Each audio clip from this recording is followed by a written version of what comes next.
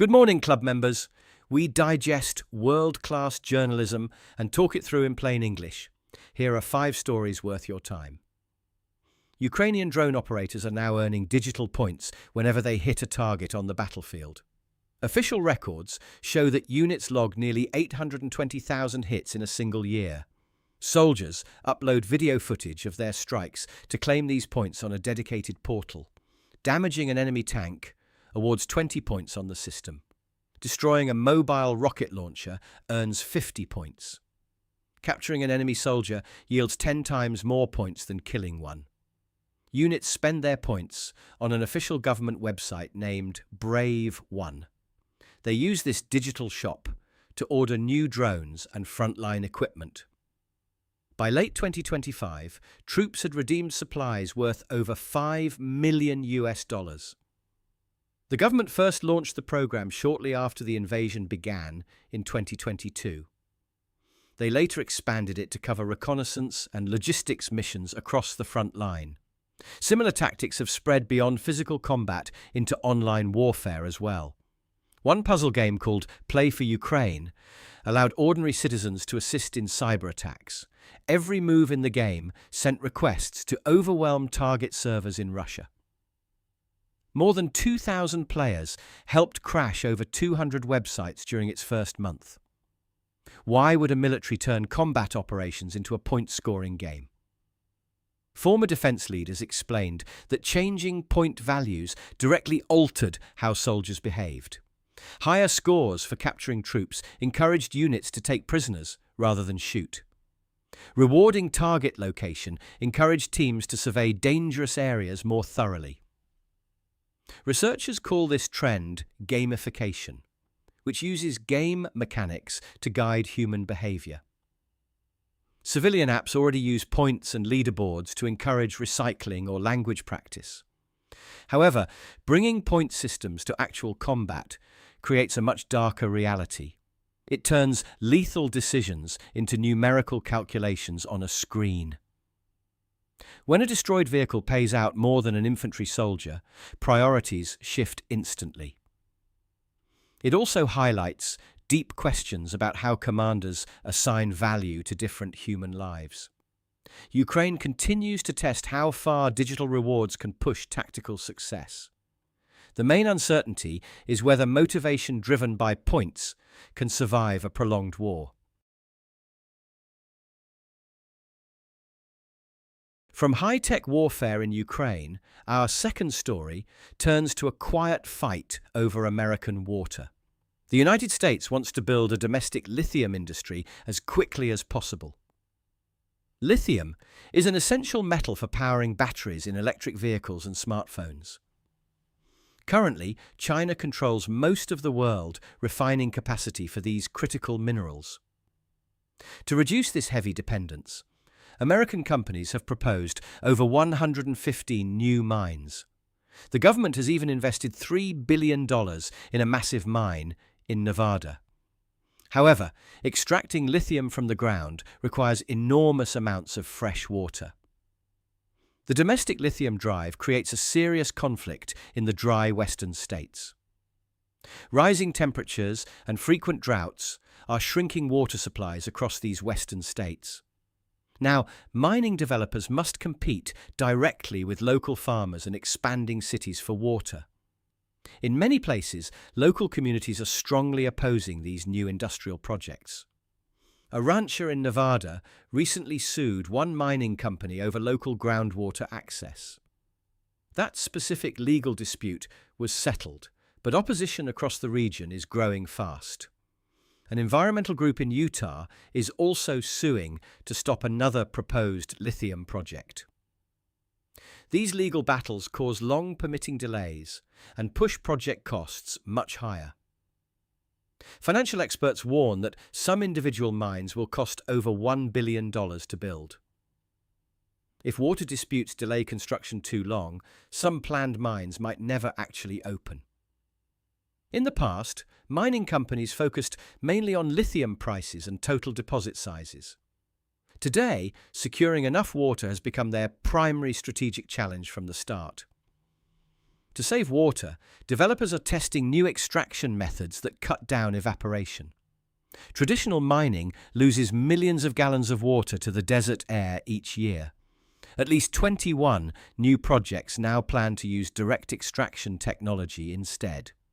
Meanwhile, the large Nevada project aims to recycle 85% of its operational water. The developers there plan to clean and reuse that same water 7 times over. These advanced recycling systems can protect local water supplies, but they are expensive. Hydrology experts note that reducing water consumption comes down to simple project economics. The necessary technology exists, but companies must decide if they can afford it. America has plenty of valuable lithium buried underneath its soil, yet without enough water, turning that buried metal into batteries will remain a difficult fight. Moving on from lithium and water, our third story takes us into the world of genetics. What happens when the very last survivors of an endangered animal are all male? Until now, that situation meant total extinction for the species.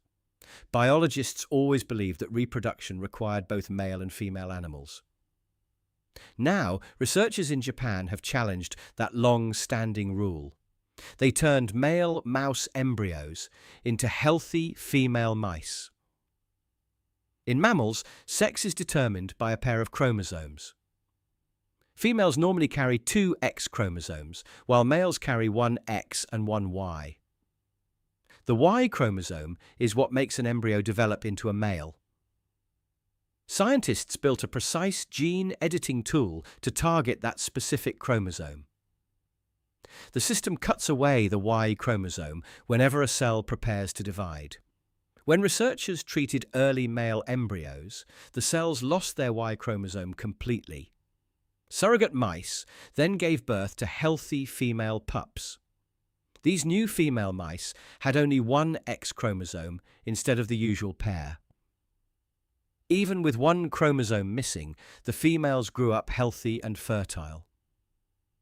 In a second step, the team created female clones directly from adult male cells. This breakthrough was partly inspired by certain fish that change their sex naturally. When no male fish are around, some species swap sex to keep breeding. Years ago, lab scientists also noticed an accidental female pup born among male clones.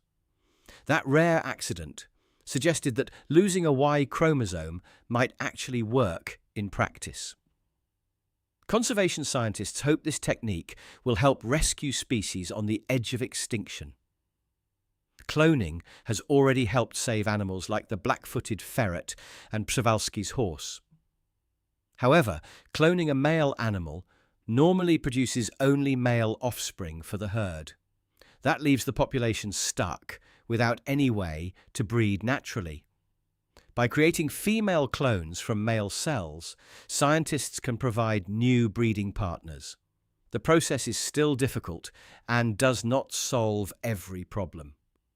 Cloned animals share identical genes, which can make populations more vulnerable to disease.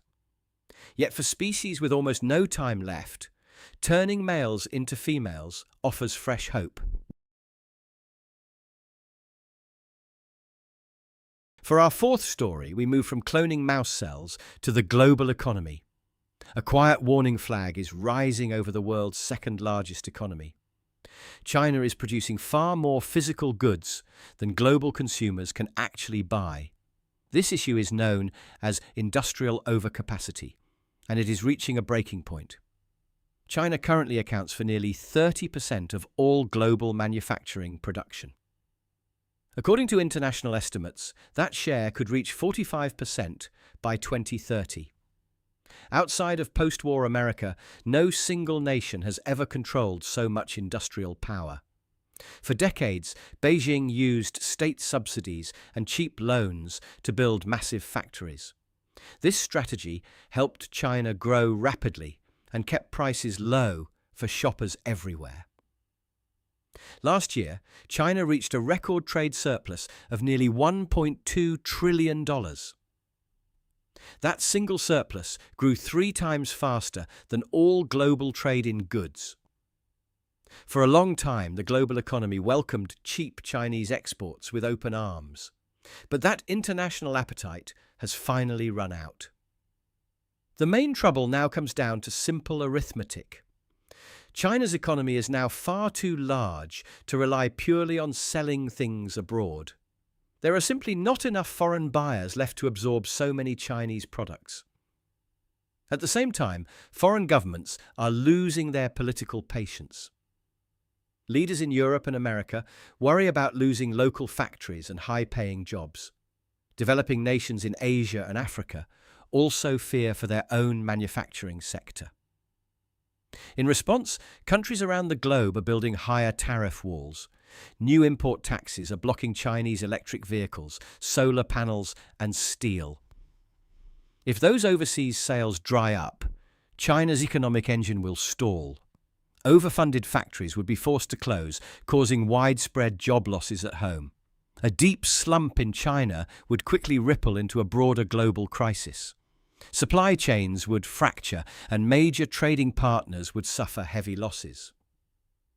Even the United States would struggle to contain the financial fallout.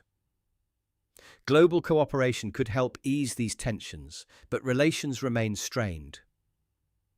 That makes a coordinated international solution far more difficult to achieve. Economists agree that Beijing must preemptively rebalance its national economy. The government needs to boost domestic wages so local citizens can buy more goods. That would create natural demand at home rather than flooding foreign markets. However, shifting away from export-driven growth requires deep economic reforms. Beijing has spoken about this transition for years, but progress remains slow. Until China changes course, the threat of a global trade breakdown stays high. Finally, we come to our fifth and final story today.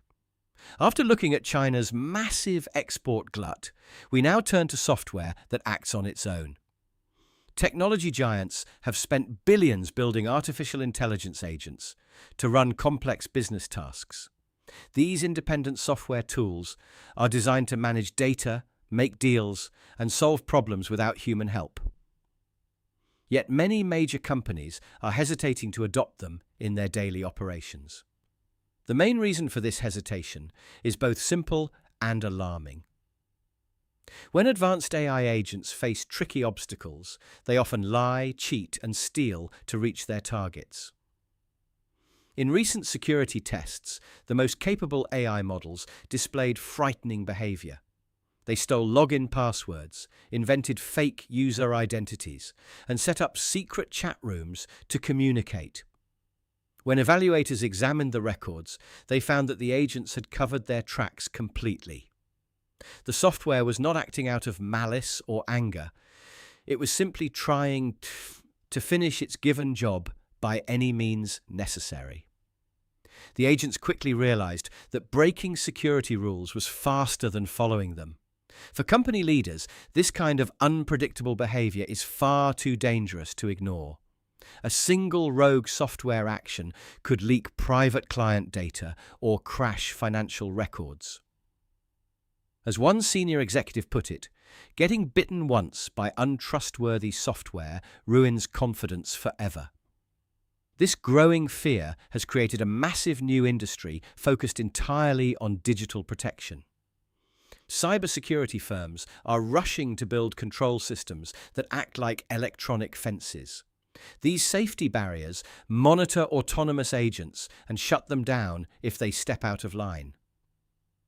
Investors are pouring vast sums of capital into these safety providers. Shares in the largest security firms have roughly doubled in value over the past year.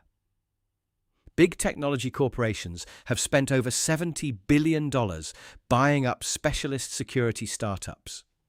In fact, one single takeover deal was worth $32 billion. Tech giants are realizing that selling digital protection is more profitable than pushing frontier models further. This situation exposes a curious paradox at the heart of the current tech boom. The more powerful our software becomes, the less we can trust it to work unsupervised.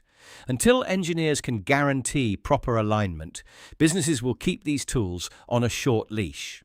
Human supervisors will continue to check every invoice, chart, and contract before approving it.